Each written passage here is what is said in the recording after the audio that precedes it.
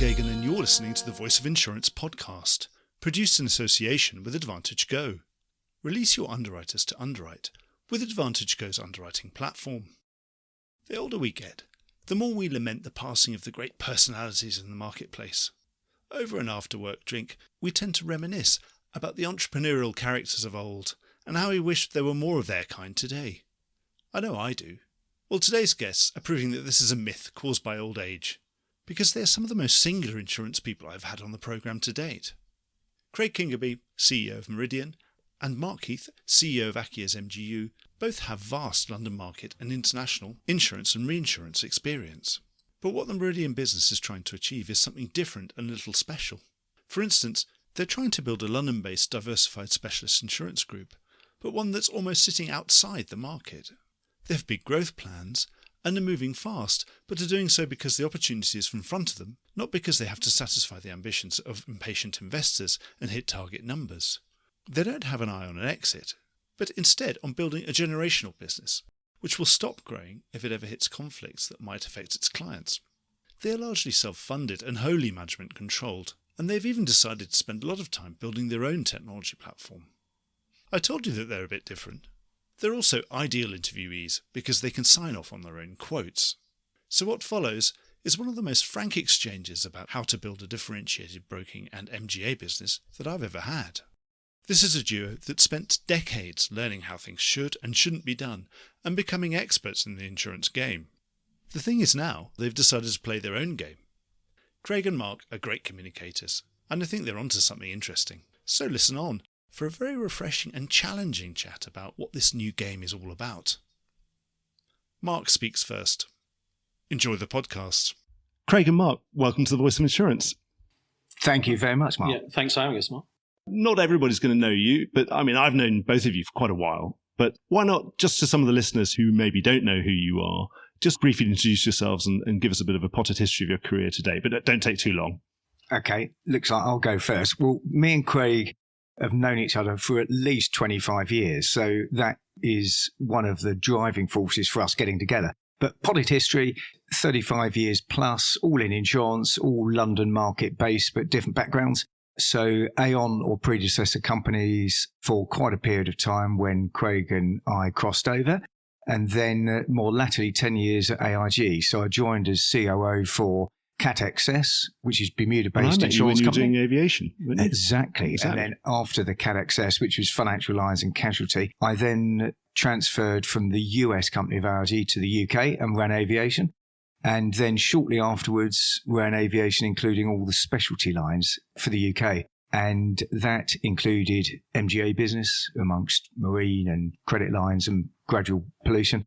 And then I went back working for the US company of AIG to be Global Chief Underwriting Officer for MGA business worldwide. And I was one of 3 Chief Underwriting Officers. That's a neat segue into what you're doing now with Acies. It is, yes. Craig. So, started in the business straight from school at 16. Originally the UK retail broking and underwriting background.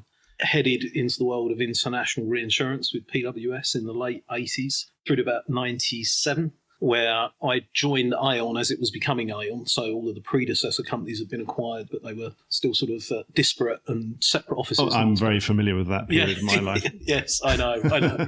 And essentially ended up running a variety of different business units within Aon and sort of became, I guess, a bit of a turnaround specialist. I was always drawn to the more difficult areas of the business, the things that other people weren't necessarily loving. At some point in there, went off to Cranfield and did some further education, which was filling in some gaps in. That's a business school, isn't it? Sort of MBA type thing. Yeah. So a kind of exec MBA program, not quite. And I think at that point, I realised that I probably felt that I'd learned everything I needed to know about how not to run a business. Being in the organisations I was in, I had a bit of a desire to start my own business. So I went off in 2006. Started up as an authorised rep, actually, under what was THB at the time, but taking them into the international arena. That's when I first met you. You had THB on your card. Yeah. So I set up the acquisition of PWS that THB then made, and we did various things with that, with my business. Ended up selling my business to them in 2012, but didn't really want to be involved with US private equity, which was essentially the route we were going down. So one of those interesting things where as a shareholder, it makes sense. Was that sense. just before the Amwins takeover or around the same time? It's pretty much back to back. Yeah. One with the other. So decided to leave. I had a sort of 3-year lockout as a result of the sort of non-competes and various things that were involved in that. A year where I would have been thrown in prison if I'd opened an ice cream truck. And then 2 years where pretty much the only thing I could look at was the world of MGAs. So I had a little management consulting business.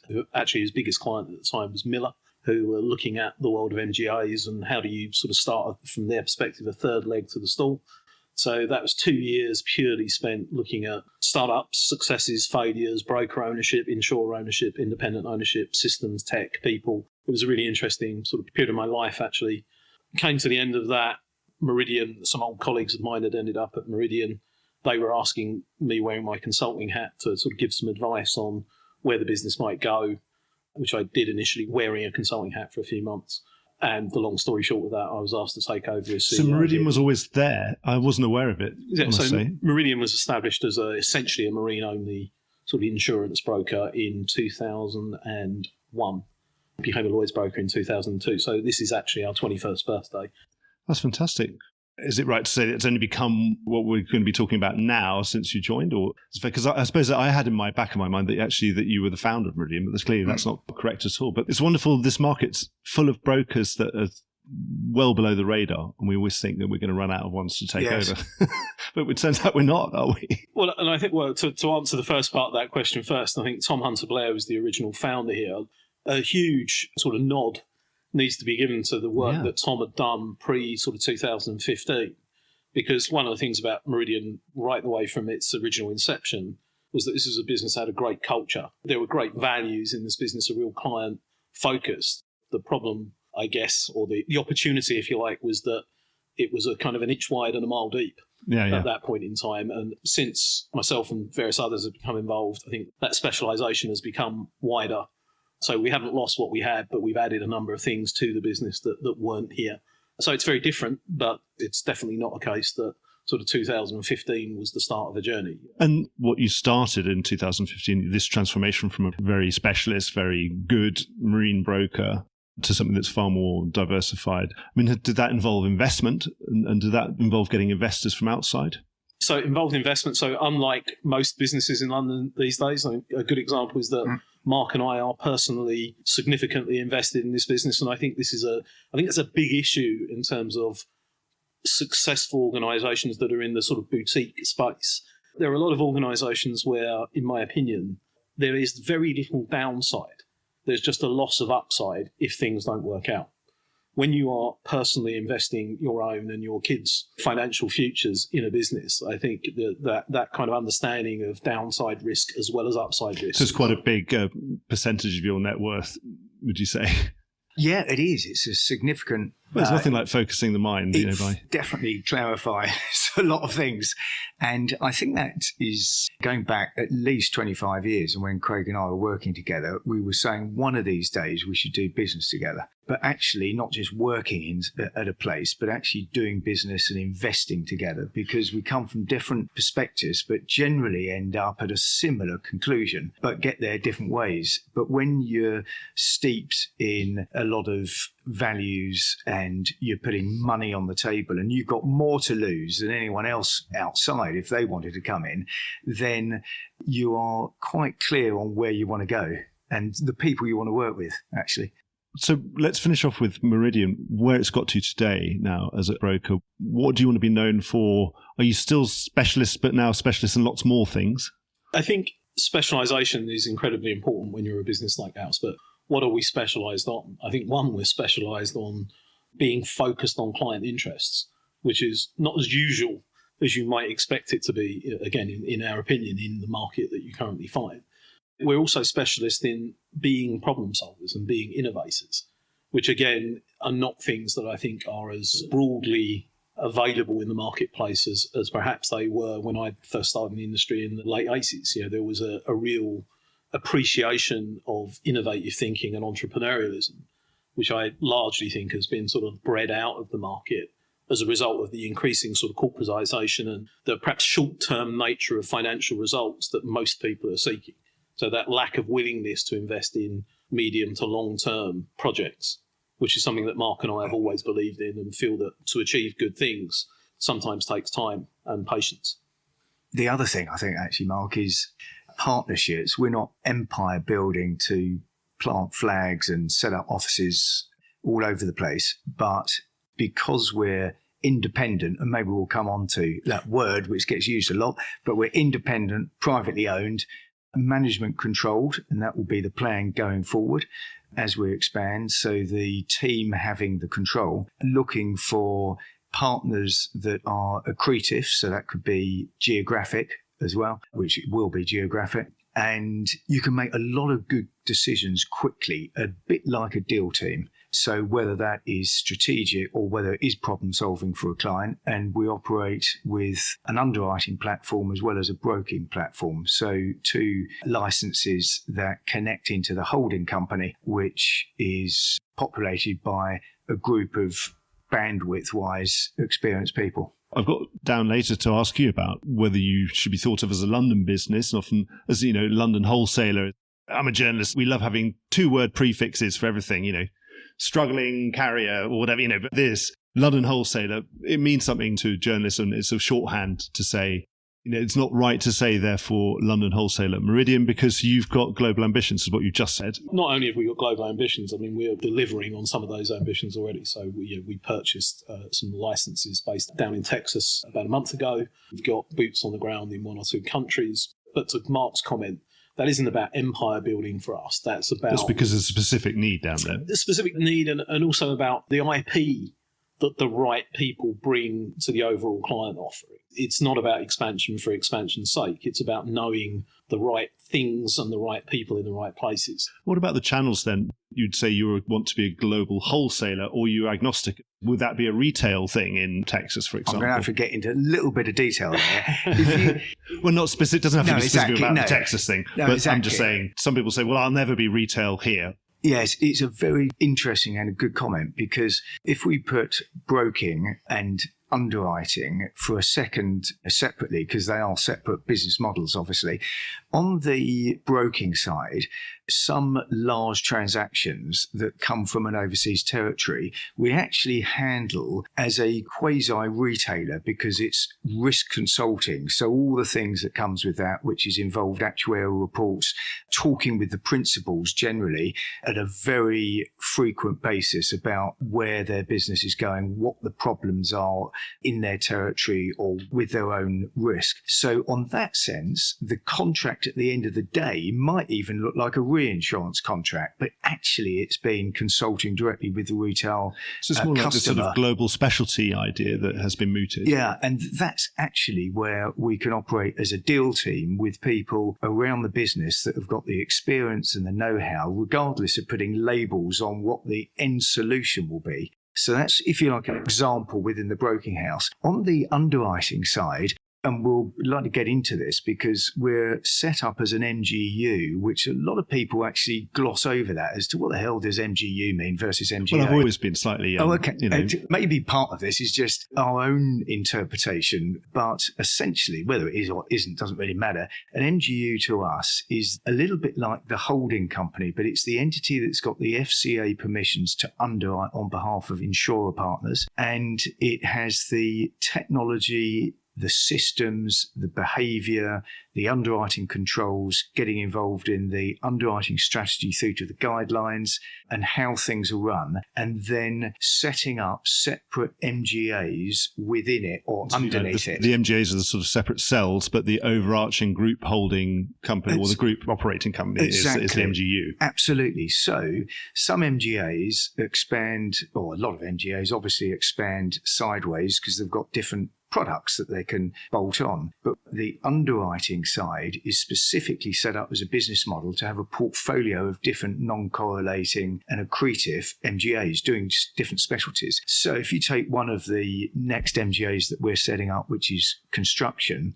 the construction MGA, first of all, will become global. First phase is the UK, and the 2 parts of that and first phase is London market construction, CAR, single projects and annual contractors, which will be wholesaled through the London brokers. The other bit will be retail into the UK regional market. So we apply the channel, the most effective channel, where there's added value and what's applicable to that topic that we're addressing. So we're sort of agnostic to the channel, actually. That's why I said go and get in a little bit more detail, because we're neither wholesale or retail. But what we aren't, we do not, and we're able to do this being independent, is we're able to make decisions where we truthfully, because that's a benefit of being able to be an investor and operating the company, is being truthful for customers, that we never do business with two customer sectors or sections that compete with each other. And a lot of other intermediaries, whether it's an MGA or a broking house, end up getting themselves into pickles with Chinese walls, which is the only solution they've got to be able to say, yeah, we're in the same sector, but we don't conflict with you. And then you've got to sort of start segmenting the team, and then half these people are sitting in the same desk. Because we pick partners. So you're trying to pick the best clients, and they'll grow with you, they'll grow for you. So that we can then get deeper into that. And that's also important that you have, to some degree, an upper ambition to your growth. Now, that's not a number. That's a point at which the values on which you've based your business become compromised because of the activities that you're undertaking. So we're very, very clear that there is an upper ambition in terms of where we're trying to get to. And that's the point at which we stop being able to be that client-centric, innovative, sort of alternative thinking, service-driven. So the minute you get a conflict, you're starting to hit the buffers on what you can do in terms of growth. You probably have to just diversify then. Yeah, because there's obviously a load of great companies in this square mile and much broader than that. But lots of them are a lot bigger than we would want to be.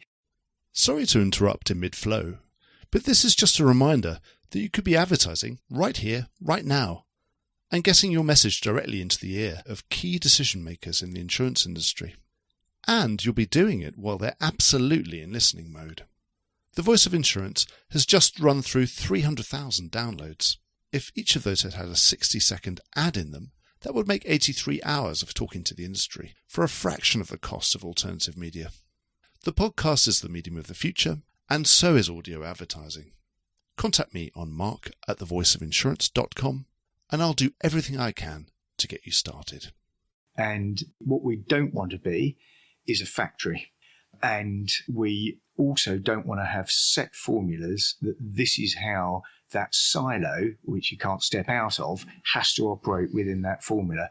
So if you end up starting to become like that or having conflicts, it's a flag, as you said, Mark. But other companies do that. That's a business model, be really big, scale, and that's not our ultimate game. What gave you the idea for Acies, Mark? Obviously, you've had that latter experience of being CEO of all the MGAs that AIG's backing, so it's a huge variety of things. Well, first of all, a common like-mindedness and meeting of the minds with me and Craig, because at the time, Meridian had already structured a holding company simply to be able to be the owner and steerer and operator of the broking house and then an underwriting agency. So there was the strategy of setting up an underwriting agency.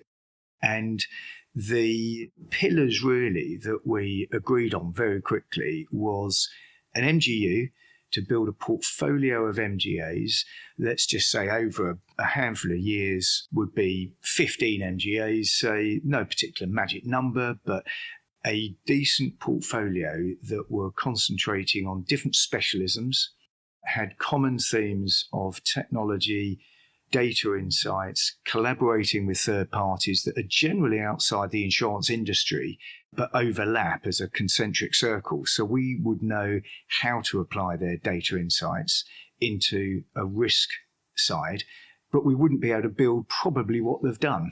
So it was technology, data insights, collaboration with third parties, and de-risking the risk before we underwrite it. So that goes both ways, giving the customers an ability to give them some, let's say, early warning system that helps them, or some service, and then also de-risks the exposure before we underwrite it on behalf of our carriers. So would you say that's the common thread? And just run us through what you've got. You've got a UK SME, small and medium-sized enterprise book, and also Intangic, which is a very high-end parametric cyber outage product? Yes, it's a good example. So the first one was and UK. And then obviously you've got this construction one coming up. Yeah, so the first one was UK territory, SMEs, as you said, and property and casualty. We actually have a flood prediction service within that we provide free to customers that gives them 48-hour advance warning of surface water flood. So that's obviously flood's largest nat cat in this country.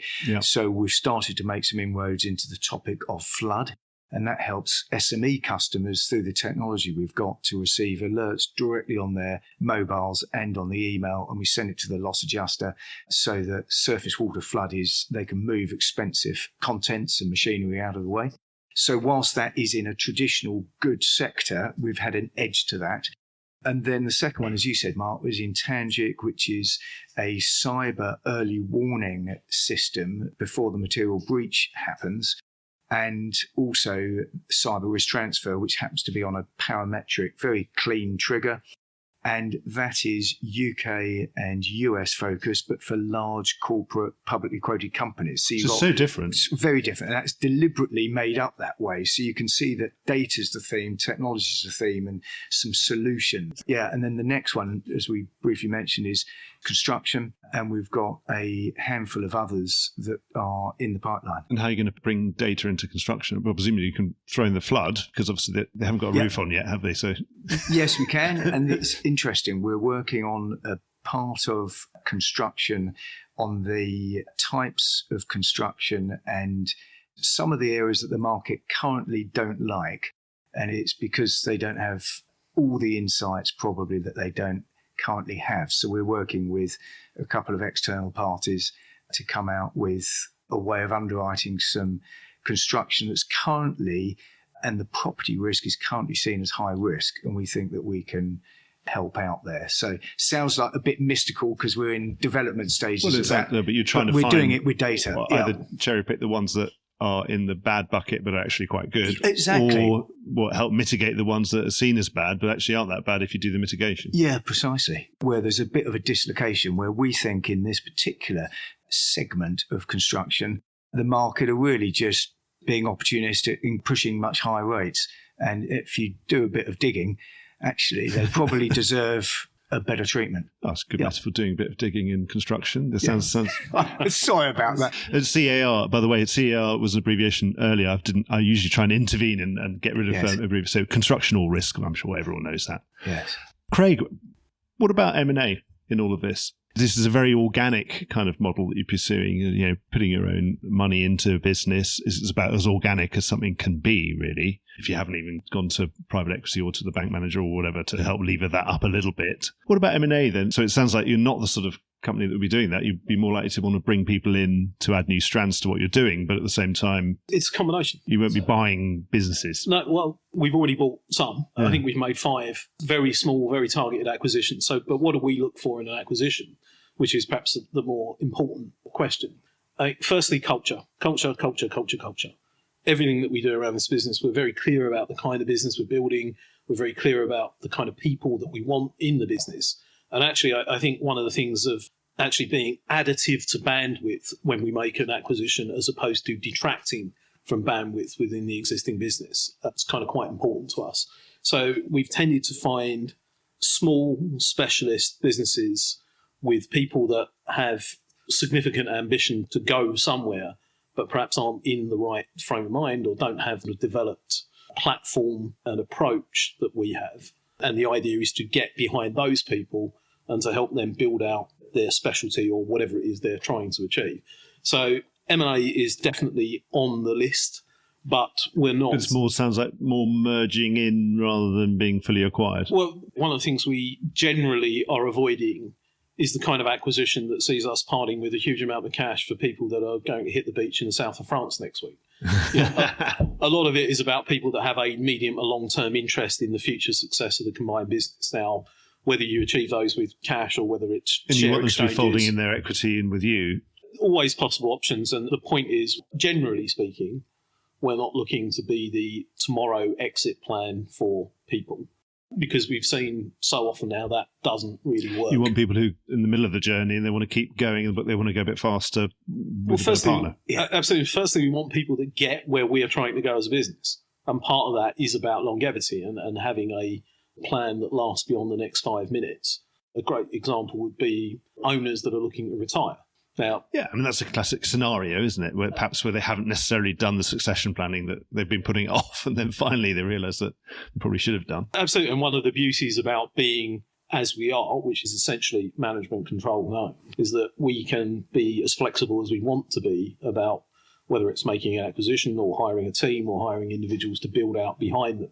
We can do that in whichever way we feel is most appropriate to the business. And M&A is a very nuanced thing.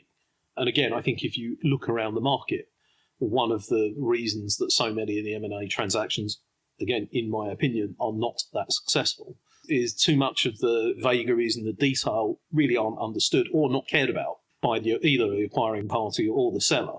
It's very clear to us we are buying things that will be ours and will be part of our business because we're not looking to sell our business on to somebody else in the next 5 minutes. Therefore, the acquisition has got to be accretive, it's got to be value, it's got to be customer focused, it's got to be with people that have a similar mindset to ours. And again, we're very comfortable with this. It makes the pool of potential acquisitions small, but in our view, they tend to be very, very high quality.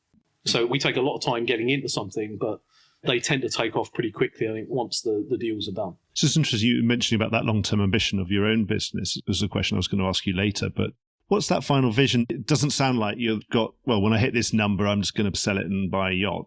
It sounds like you wanted to build something a bit more permanent. Absolutely. And we talk, and sometimes you can be called out on this, I think, but we talk about a multi-generational business that we're trying to build and building a business that is saleable, but not a business to sell. And why do I say saleable? If you build any business in this market that doesn't have the right approach to technology, to operations, to finance, and to all the other things that you need to have in order to build a successful business, you're going to be in trouble. Some people will shoot me for this one, but this is in no way a lifestyle business. Now, it's a great place to work, and we work with some really good people, and we enjoy it. But if anyone thinks this is an excuse to turn up somewhere and have an easy life, that's really not what we are. This is a very hard-working place where people are given the opportunity to achieve their own end goals. But it's a different sort of ambition. So Absolutely. You want to build something that's small and beautiful and probably the best, or one of the absolute best in the specialisms that it's in. Is that the right sort of thing to come away with? Close, but not quite. I'll use some examples. If you look at a Benfield of 15 years ago, yeah, my view of that business at that point in time, and the market changes and things change, but some of the core qualities, I think, they had a group of 7 or 8 people at the top of that business who had highly complementary skills, were extremely good at what they did, had a real bond and sort of trust between them. It didn't mean they were best friends living in each other's back pockets. It meant they were good business people that were extremely experienced at what they did. And I think bringing that together and acting as the catalyst to bring that kind of group of people together, that's really been the driving sort of mission from when I first started here in 2015, 2016. But like Benfield, you're not going to suddenly end up IPOing and then doing big US acquisition and all that kind of stuff. No, I mean, it's not the plan. And I guess to some degree, talking about this being a multi-generational business, I think the people that will make that decision probably won't be Mark and I. They will be the people that come behind us. And we're really comfortable with that. How do you engineer that? Because that's a really difficult thing to do historically with those very nicely formed businesses where you've got significant equity holders who are very senior, who are the founders or the whatever, the drivers of that business for many years, for the first couple of decades, without having to have a liquidity event. How do you get those other people into that equity position where they can keep building it? Yeah, we have models which allow people to exit this business and create some value on exit without the business having to be sold. It's important that you recognise that if people are going to come and commit the next 5 or 10 years of their life. The capital for that in other intermediaries businesses, that's often kind of semi-permanent private equity capital of some description. That's the way. Interesting use of the phrase semi-permanent and private equity. Let's say it's longer term than some private equity, or interchangeable. That you have events where you're bringing in different investors, some repeat, but that capital is there, the liquidity that is being used to allow people to take some money off the table, to sell some of their shares if they want to, and also to keep that continuity going, so that employees can come and go, but the business can remain. Yes.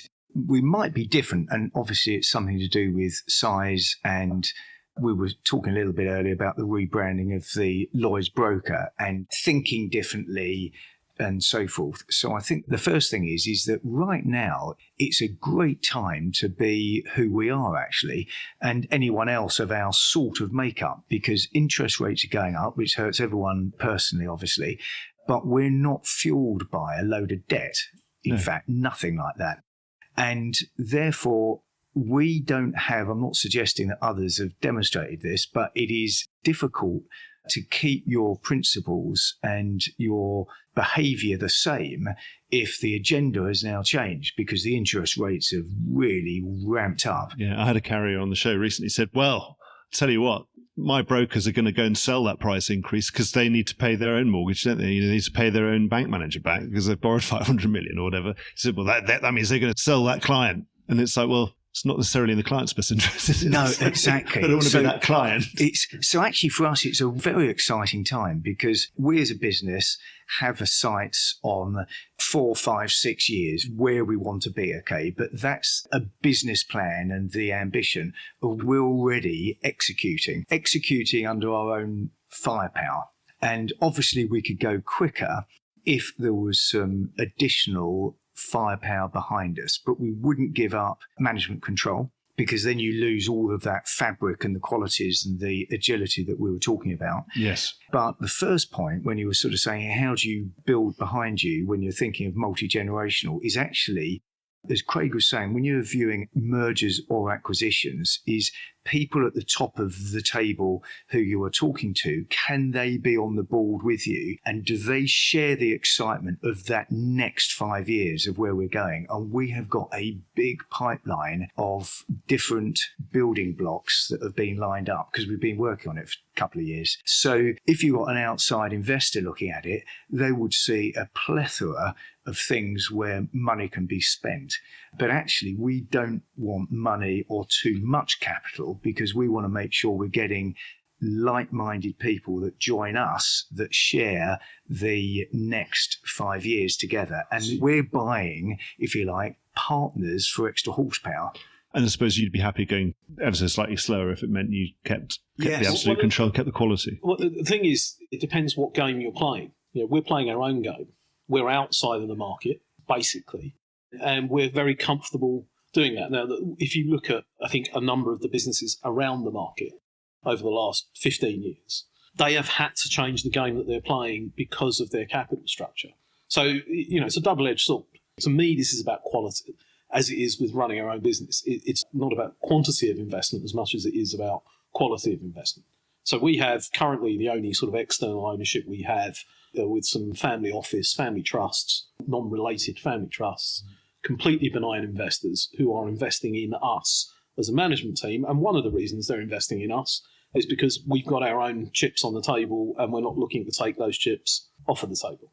That leads to a very different relationship with your investors, a much more understanding relationship. And I think early on in COVID actually was a great example where we were sitting there, God knows what we were preparing for because we just didn't know. And you might argue that second quarter 2020 was precisely the moment you didn't want to be a privately owned, heavily self-invested business, particularly one that was heavily exposed to international markets. But at that point, we preemptively went to some of our external partners and said, we want to make sure that we don't have any issues. And they were, yeah, okay, we get that. This is all going to go away eventually, and we'll therefore top up our investment. At the same time, both Mark and I and some others put some additional money into the business. You don't kind of get that with other investor relations, I think.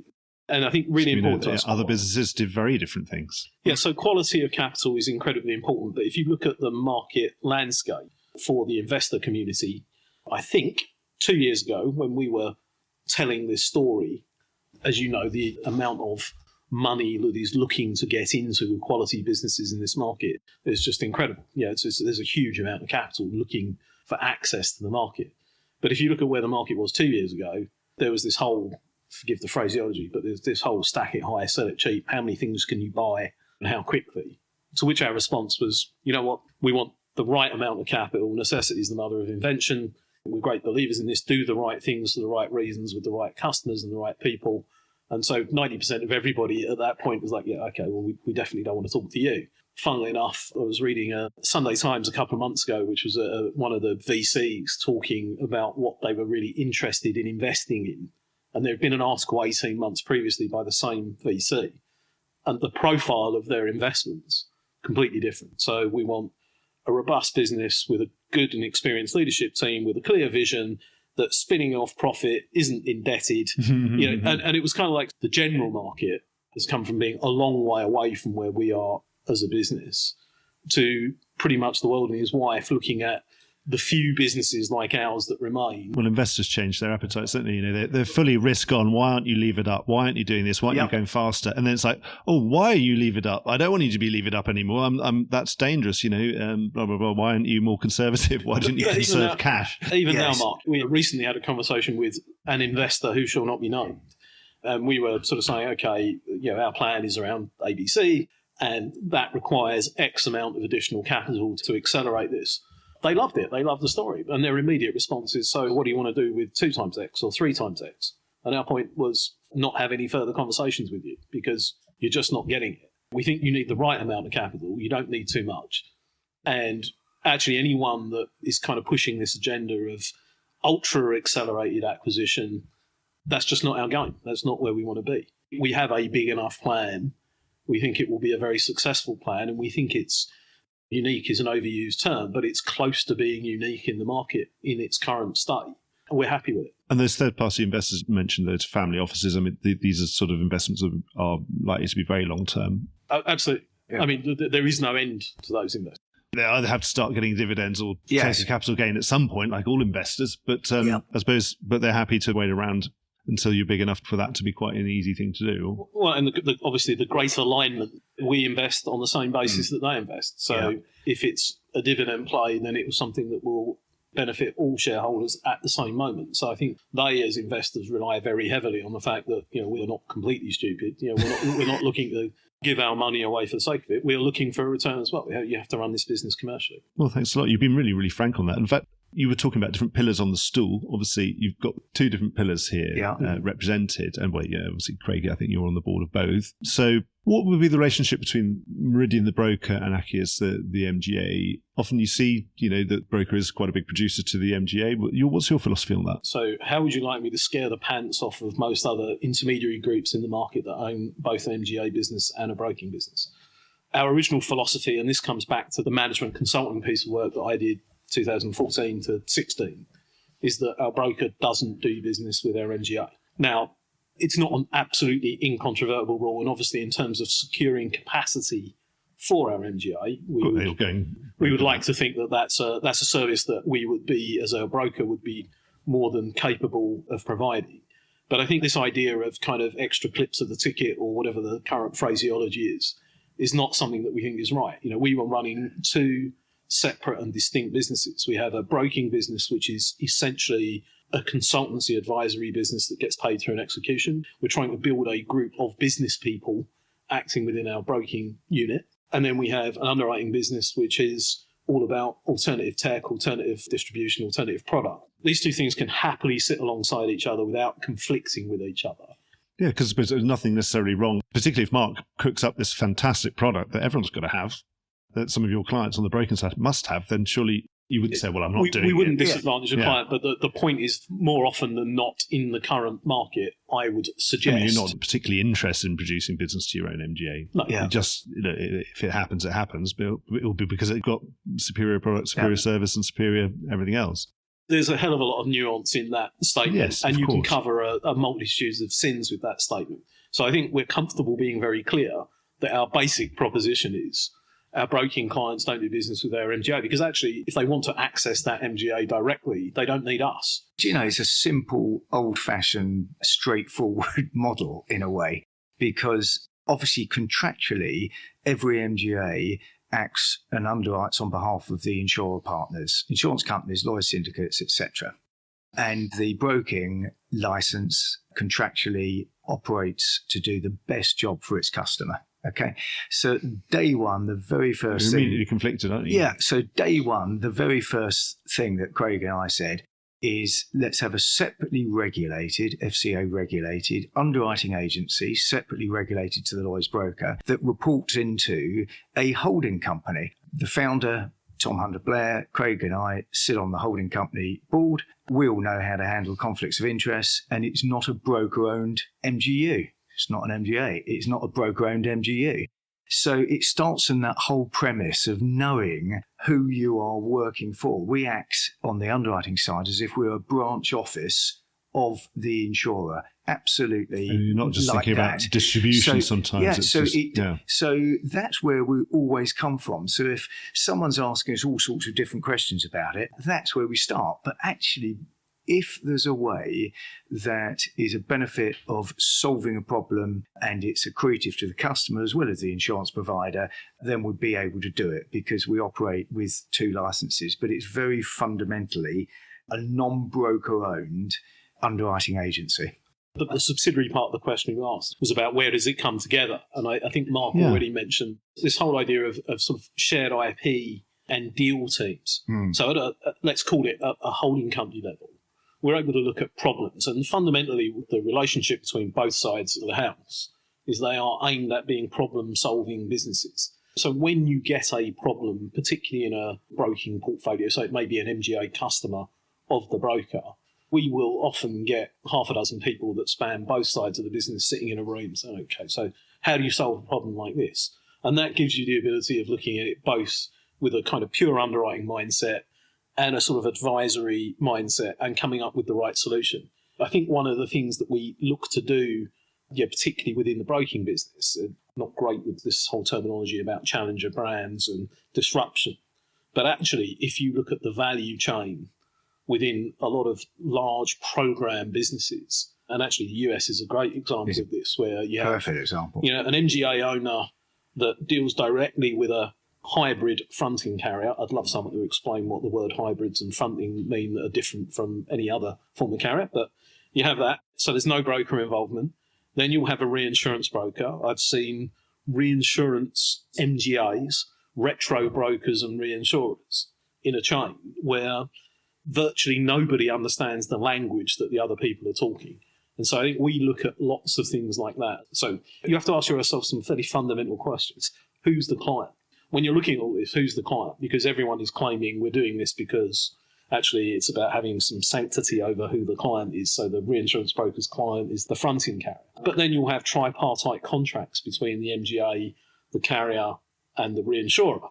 So in actual fact, it's already cutting right through. So who is the client? So we look for those things as they're very complex, but actually they're not really. When you really get to understand who's looking for what in this and where is the real value being added. It's a very good example because we've all worked for much larger companies, whether it's broking or underwriting or both. And it's very difficult for really big companies to put together experienced individuals who are working in different siloed teams and might not be as experienced in knowing how to handle all these different conflicts. But actually, when you're actually able to operate a real deal team, whether it's direct reinsurance, retrocession, captives, and accessing different type of capital as well, and you've got all sorts of different agreements that come through that, then depending on what part of the process you're in when you pick up a document, it could be a very different type of agreement on the face of it if you pick up another document halfway down the chain. So with us, with the approach of a deal team, with like-minded people, we can work on, right, this needs something that fundamentally needs to be more transparent, and all of us can understand the end-to-end process so that the customer can understand that. And actually, going back to a comment that Craig said about clipping the ticket, we deliberately don't do that to clip the ticket. We deliberately do it to look at it once.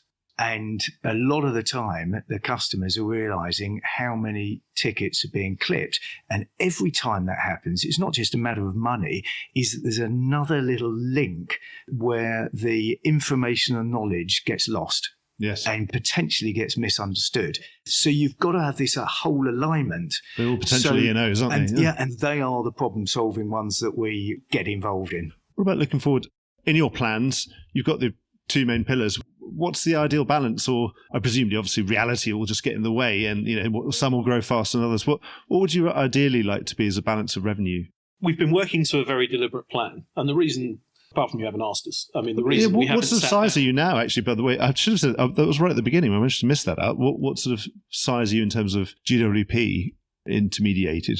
Largely, we're a broking business, so I don't like talking about GWP. I talk about brokerage, and I'll give you a broad number, which is we're about 3 times the size we were 5 years ago.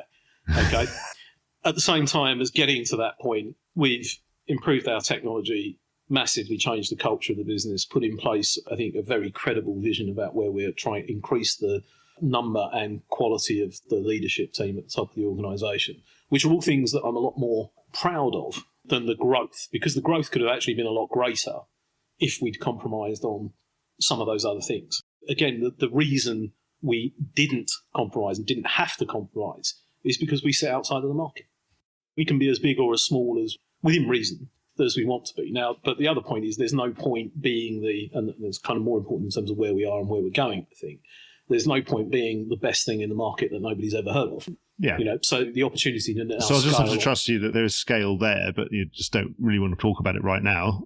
Exactly. I think, and you've got the resources. That's the main thing. Is also you've got those resources to be in that game. You might be out of the market, but you've got to be in the game for the technology. That's not cheap necessarily, or you can't really do it on the cheap, can you? I mean, we all wish we could, but we can't. That's an interesting. Yeah, that's technology. Well, on the underwriting side and on the broking side, there are some crossovers with processing technologies, okay?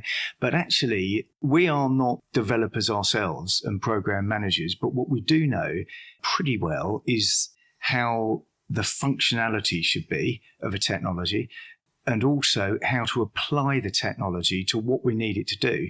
And that's a subtle difference there. There's also the reality that it is a lot cheaper and more affordable than maybe what a lot of people think with technology. You've got to keep what we would say scanning the horizons. So whilst our business model is collaborating with third parties that are typically outside the insurance industry, and they've developed some very good data insights, that in a sense is obviously one part of helping modelling going forward. But the running the business technology on the underwriting side, we built our own with a third party company, and it took us over a year because the plan was always to be MGU, portfolio of MGAs, writing different specialisms. Yeah. So it couldn't be something that you buy off the shelf. And if you buy off the shelf, it's a lot quicker and you get up and running a lot quicker. But then what's the point if you've got a greenfield site? Yeah, exactly. 18 months' time. And also you get boxed in with the technology provider then if you've taken something off the shelf. If you've developed something, then it's not then going to be on general release to everyone else. And you've also got the ability to build an end-to-end rather than buying bits and pieces. But you're taking that risk of the execution of it not functioning the way you wanted it. But then that wasn't ever going to be an option because we were doing it. You know enough. You've got enough experience to know who you can partner with and who's going to deliver for you. I just want to go back to, because again, our plan is a well through long-term plan. Part of the reason that we started Acies the way we did, a large part of the reason, was that body of work that I put together wearing my management consulting hat in sort of 14 and 15. One of the big reasons that MGA groups failed or struggled was the over-promise and under-delivery that they made on technology before underwriting groups actually got into the business. So you saw a lot of them that were very quick out of the box because they hired some people with income quickly, things happened quickly. But they got to a certain size and they had to scrap everything and start again, because the minute the underwriters turned up within the business, they realised that their systems were awful and they didn't do what they needed them to do. So you then become a very people-intensive business because you're having to make up for your lack of technology. So the agreement that Mark and I had before Mark joined the business is that the first thing we would do would be to not hire a single underwriter until we had built the platform that we knew could be scaled. So that means it's a much slower start. But actually, when you get going and when you've done the right testing, so you've got the big empty reservoir that you can fill with your data lake with and all that stuff. Yes. There's a lot of digging first. Yes, it's a lot of digging first. Exactly. And again, I come back to you can only do these things in a management control business, because if you were to make that case to a variety of other investors that you were going to hire some very expensive, very experienced people, and you were going to let them spend 12 or 18 months tooling around with the technology that existed before you started to write business, everyone would think you were mad. Now, if you understand our business and you understand how it works and you understand how things develop, it's actually quite a sane decision, particularly if you're not, again, as Mark says, I think the technology to do the things that most of us do has existed for quite some time in our business. Yes. It's the lack of knowledge or desire. You talk about the resources to deliver technological advancement. And the resources aren't necessarily cash. I don't think they are particularly cash intensive. It's the interest, the knowledge, the desire to actually do it. It's the time, actually spending much of time on it. Yeah. Do you know, one of the exciting things is that, first of all, it is not rocket science to get a good technology platform, but it takes time. And the other thing is that once you've got a digital plug, you can then, part of your partnership is figuring out who's got a digital socket. Because in fact, although to Craig's point about the technology being around for a long while, APIs, have been around for a long while, and transfer of data. Not enough people are using them. But also a lot of the insurance partners and so forth aren't used to APIs. They haven't got mature APIs or the loss adjusters. But if you're in the position to deploy APIs very quickly, if you're dealing with someone that hasn't got a digital socket, but actually has the attitude and wants to get to that place, they're exactly the sort of partner that we can work with. So as an example, although the market relies on bordereaux that came in to try and make things more efficient, you could argue that technology has overtaken, why the hell are we still operating on bordereaux? But the fact is that what the insurers, who we are an insurer, struggle with is late bordereaux, not enough data and so on. So we provide all of our insurer partners with a live dashboard to see our data and the performance of the portfolios. So they can log on any day or at night and see that. We still provide them with the bordereaux because that's the way our market asks for it. That's what they want. Well, it's funny is I just had a special episode with Viper. Of course, the whole business is about ingesting bordereaux, and we certainly came to the conclusion there was no way on earth that we're ever going to quite get rid of bordereaux just yet. I said, well, we're in this fully digital world where everything's API'd here and there. Anyone can just create whatever management information they want, because all the bordereaux is a load of management information, isn't it? But they said, well, it's not culturally going to happen yet. So we've still got this fantastic product that will do that, and that product is going to last for at least another 20 years. Yes. At the risk of being controversial, we get into this whole subject of turkeys don't necessarily vote for Christmas, as separate and distinct from what Acies does on the technology front. If you look at what the Lloyd's broker does, so we are not a technology business, but we are an incredibly process-efficient business in terms of the way we embrace the things that are available and out there in the market. Viper, funnily enough, being one of our suppliers. But I would suggest that we did a lot of work with Viper in the early stages to actually improve their products. That's fine. Everyone's going to be really engaged, otherwise you're never going to get what you want. Yes. But this isn't a competitive environment. You know, the only role I have outside of the group and Lloyd's broker role here is on the advisory board of Whitespace. Now, I think if you were sitting down with Marcus or with Tim Rayner or any, they would acknowledge that we as a business, as small as we were and are, have done a hell of a lot to help drive the direction that Whitespace have gone in, because we want them as a technology provider to actually be really out there. Now, that isn't the case for all other participants, because a terrorist unit doesn't fight a standing army toe-to-toe. You find different ways of attacking the problem. You have a market, unfortunately, which I think there's clients are paying, and I question for how long they will continue to pay, for a lot of overpriced, low-quality administration dressed up as service, innovation, expert knowledge. Call it what you will. We as a business are in a very lucky position of saying, well, we're building this in the shape of what we think the right business of the future looks like.